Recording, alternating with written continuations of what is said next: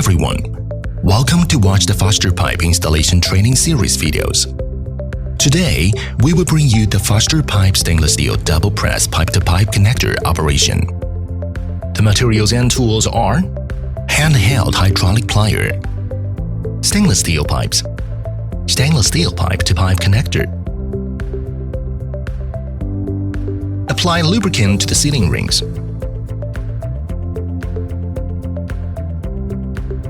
Insert the stainless steel pipe into the pipe-to-pipe connector.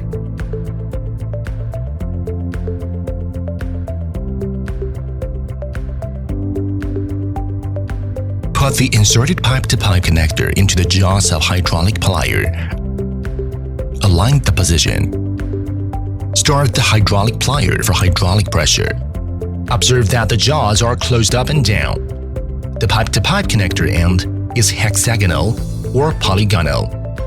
Then the hydraulic pressure is qualified. Repeat the same steps to install the other side of the pipe-to-pipe connector. Then the installation is completed.